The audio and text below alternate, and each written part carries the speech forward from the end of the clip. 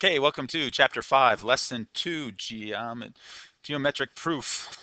Our learning target or objective for this lesson is to write geometric proofs. And we just have a couple of vocabulary words for here. First vocabulary word is inductive reasoning. That is the process of making a conjecture after observing several examples.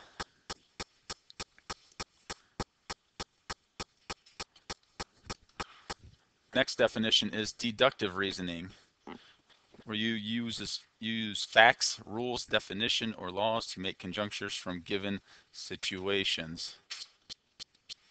We'll have examples of these coming up on our next slide. Our next definition is proof, a logical argument where each statement is justified by reason. And that's what you'll be writing today. And tonight is going over examples of proofs to prove something is true or not true, if that's the case. Next definition, a paragraph proof or an informal proof involves writing a paragraph to explain why a conjecture is true. And once again, you may pause the video at any time to write down definitions and then restart the video at your earliest convenience. Our next definition is the two-column proof or the formal proof. It contains statements and reasons organized in, you got it, 2 columns.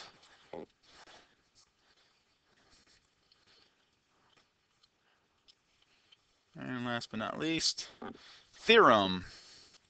A statement or conjecture that has been proven and can be used as a reason to justify statements in other proofs. So once you prove something is true, you may use it in another proof as truth. So you may pause the video, write down your definitions, and join us when you are done. Okay. Once again, our objectives at the top of the page, writing geometric proofs. It's a real-world link. We'll give you real-world examples, and we're going to match one to deductive reasoning or inductive reasoning. Okay, our first example. Every time Bill watches his favorite team on TV, the team loses. So he decides to not watch the team play on TV. Would that be inductive or deductive? You may go back on your notes and look at the definitions. Okay, what Bill is using, he is using inductive reasoning. There are no facts or anything that proves that him watching his favorite team makes them lose every time. Okay, let's look at our next example.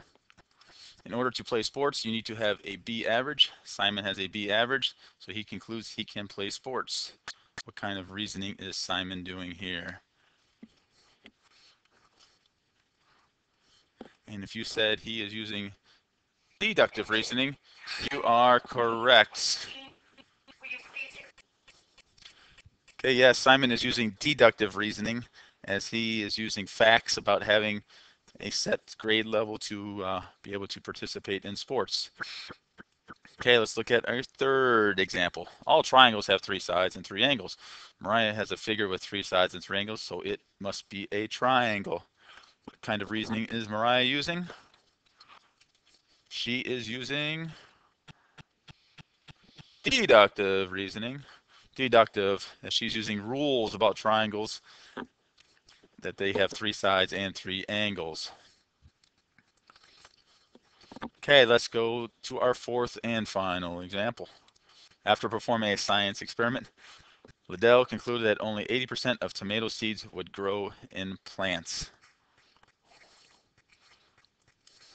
And what kind of reason is he using? He is using inductive reasoning, because that is his conception after making just several examples. In order to have deductive reasoning, you have to have many different examples to come up with being deductive.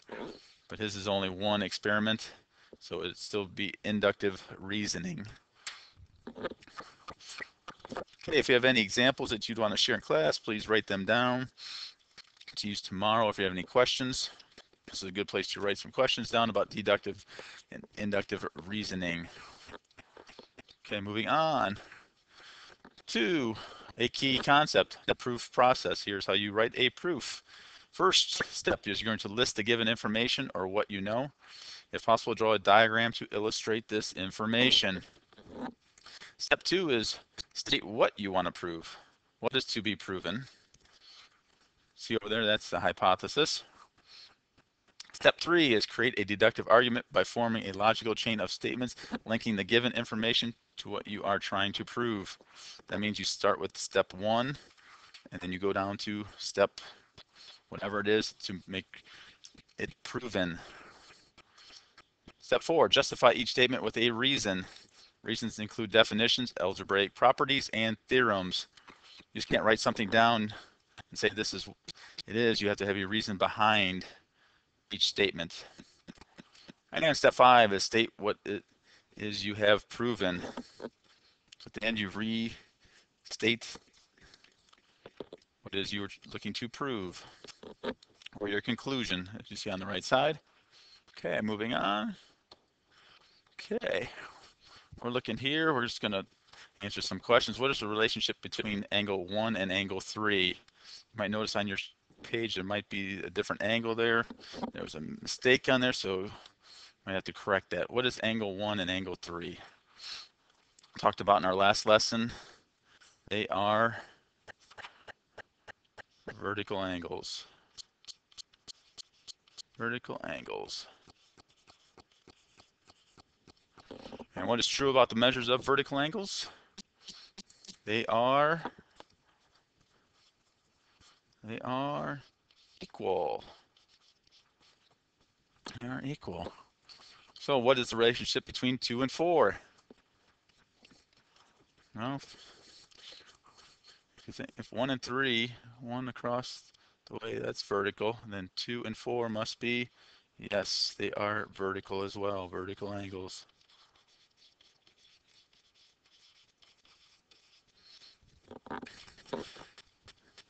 So here's a question. If the measure of angle 1 and measure of angle 4 are equal and measure of angle 1 and angle 3 are equal, what can you say about the relationship between the measure of angle 3 and 4?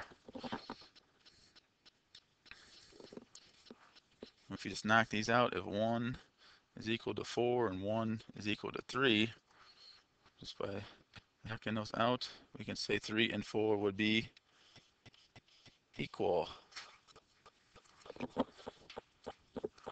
Then, if you have the measure of angle 2 and measure of angle 4, measure of angle 4 and measure of angle 3, what can you say about the relationship between 2 and 3? They are, once again, equal. These are just some small questions that you can ask yourself when doing a proof. Let's go on to the next slide. Our next slide is a 2-column proof we're going to do. I'm going to write a 2-column proof to show that if 2 angles are vertical angles, then they have the same measure. So we're going to be looking for those. So given lines L and M intersect. There's our lines L and M, and they do intersect. Lines 1 and 3 are vertical angles, that's given.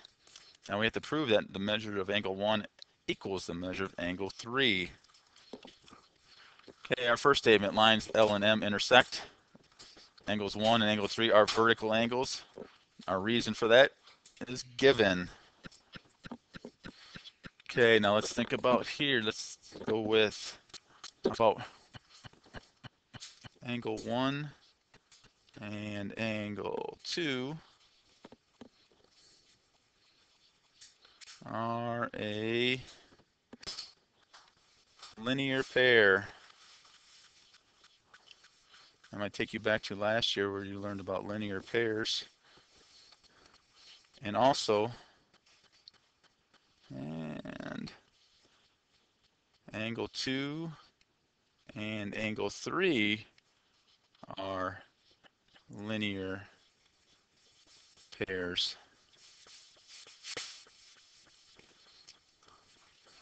And you see lines, angle 1 and angle 2, they lie on the same line. So that would be a linear pair. And angle 2 and angle 3, they also lay on the same line. So those are linear pairs. They're linear pairs because they do have the same vertice in common. And the reason behind this is the definition of linear pairs. When writing your proof, you do have to have a reason why to back up your statement.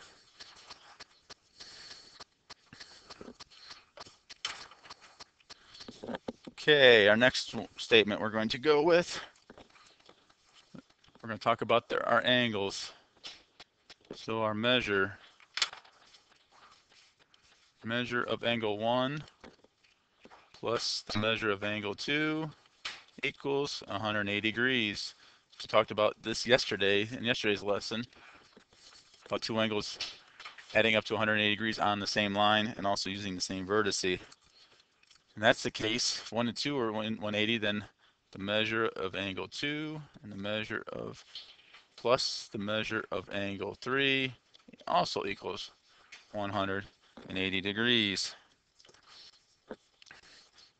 And this is, reason is the definition of supplementary angles.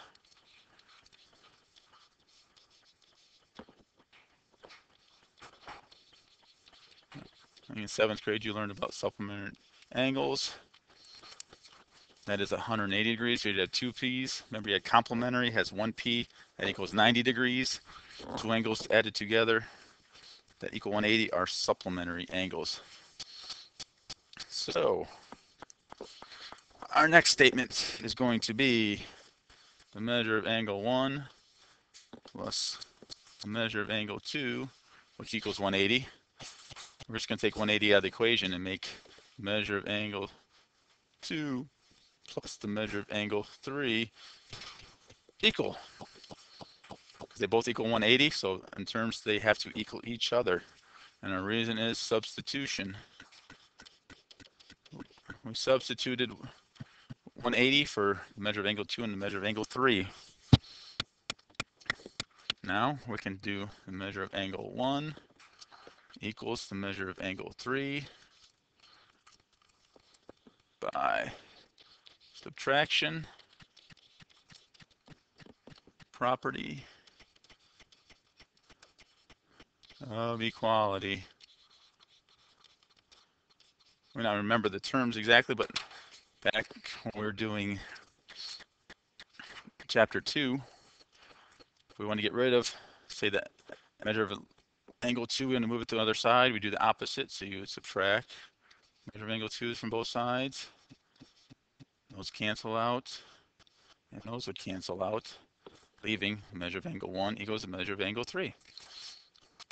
Just using the subtraction property of equality. So there is your first two-column proof.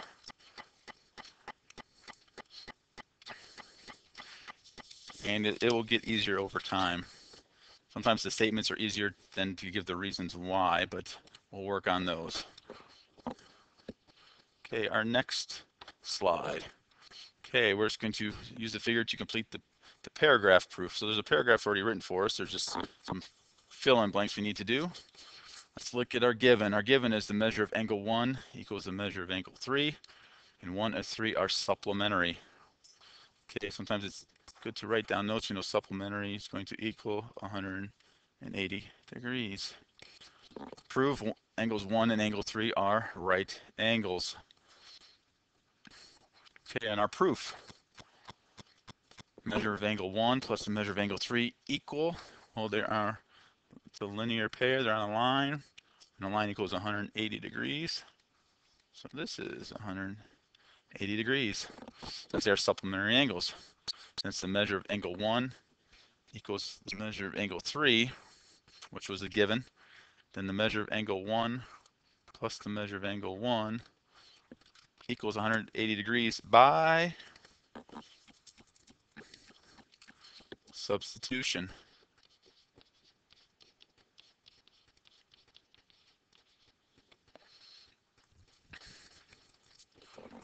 Okay, now solving the equation gives the measure of angle 1 equal to, well, if measure of angle 1, there's two 1s, so let's call them two measures, equal 180 degrees. We would divide each side by 2, so we know the measurement equals 90 degrees. And then since the measure of angle 1 equals 3, then the measure of angle 3 is also 90 degrees. Therefore, the angle 1 and angle 3 are right angles. I said proofs take time to get used to.